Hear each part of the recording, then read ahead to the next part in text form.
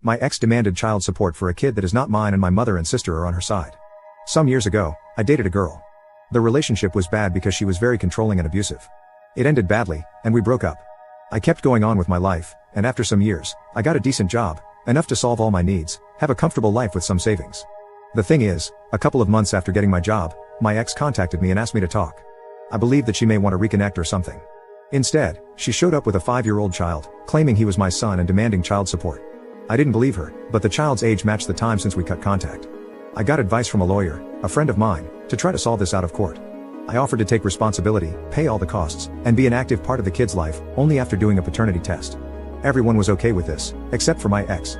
She acted offended and demanded that I just give her the money she deserved. She used all the excuses she could, even contacted my family to tell them I was trying to avoid taking responsibility for her child. When she ran out of excuses, and the paternity test was finally done, surprise surprise, I'm not the father. She was so mad with the result and cried about the money, saying it was unfair and she deserved it, but she didn't accomplish anything. Moving on to last week, there was a little party at my parents' house. My brother, a friend, and I were talking, and my brother started to joke about the situation with my ex. My friend and I started to joke about it too. Some of our comments were a little dark and bad, but we were far away from the rest of the house where nobody else could hear us, at least that was what we thought. We were laughing like maniacs when my sister appeared very angry and pushed me against the wall. She had spied on us and heard our conversation and was really mad. She started to yell at us about how horrible we were for mocking a poor woman. A few hours later, after the party ended, she asked me to go to the kitchen with our parents, and she said how awful I was for the previous situation. Apparently, my ex had been in contact with her, and she believed her version, and that was her way to have an intervention. My brother and I were like, "Are you serious?" When she started to say how I forced my ex into being a single mother and that I have the moral obligation to help her. My dad only said that we might have been cruel by making jokes about her, but that I wasn't responsible for that kid. My mom then surprised all of us when she said, "Even if the kid is not yours, you are making more than enough money to support that child, you should have helped her." Since then, I've been receiving numerous texts. My dad and brother are on my side, saying I'm not responsible for her, but my sister is telling me how horrible I am for ruining their lives. My mom only said, "It's your decision, and I respect it. I'm just very disappointed that you ended up being so selfish. I'm aware that she doesn't deserve my money, and I'm not planning on giving her any, but the constant harassment from my sister trying to guilt me is just exhausting." Update 1. After my last post, I read all the comments and decided to show them to my mother. We had a talk about the situation. Again, she started on my ex's side, but after reading the post and all the comments and opinions, she realized she was wrong. I think the thing that hurt her the most was all the doubts about whether she cheated on my dad, and maybe I wasn't his son, and if that was the reason she was on her side. We had a very long conversation. She told me that she believed my ex because she was always so nice and kind to her, that she decided not to believe me when I told her all the things she did to me during the relationship because a good girl like her could never do something like that, so I must be lying. After that, she apologized to me and we are good now. On the other hand, my sister was a completely different story. At first, she decided that she wouldn't talk to me until I took responsibility, but after some days, I spoke to her. She is totally on her side, even after showing her everything. She said that none of that mattered because a woman's word goes first, and that's all the proof anyone could need. Also, she said, even if you are not the biological father, you have a responsibility with her, so you must be man enough to take charge of them and start acting like a real man.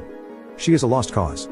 About my ex, I did some research and I found out that shortly after we broke up, she started dating another guy, or maybe she was cheating on me with him before then, I'm not sure. They broke up some weeks later, and she had multiple dates until she found out that she was pregnant. I also found out that she had been trying to find a father for her kid for the last 2 years, and I was next on the list. It looks like she is desperate now because she was never that aggressive with anyone else before. Now, the reason for this post. Some days ago, my ex and my sister came to my workplace. They made a big sign with my face that said I abandoned my child and that I was an irresponsible father to start drama, just spouting lies over lies to tarnish my reputation. Their intention was to shame me and use social pressure to force me to take charge, those were literally their words. To not make the story too long, they were escorted out of the place. I had problems, even after showing my proof and legal documents that proved they were lying. I was warned that this better never happen again, or I'd be fired. After that, I contacted my friend, the lawyer, and we are now redacting a very long and detailed paper against my ex and sister. They went too far, now I'm going against them with everything. Maybe that will scare them enough to leave me alone. Update 2. First of all, I'm not allowed to talk much about the lawsuit. The most I can share with you is that my ex was extremely freaked out when she found out about it. She is now begging to drop it, offering to take back everything she said, to never bother or even contact me again. She even tried to guilt me, saying that I would be ruining her and her son's life, but honestly, I don't care, I got tired of being the good guy a long time ago. She messed with me, now I'm fighting back. As for my sister, the lawsuit at first only made her worse. Since her attempt to shame me at my job didn't work, she moved it to social media, spreading her lies about me abandoning my child, not taking responsibility, and exposing my legal actions like acts of censorship and misogyny.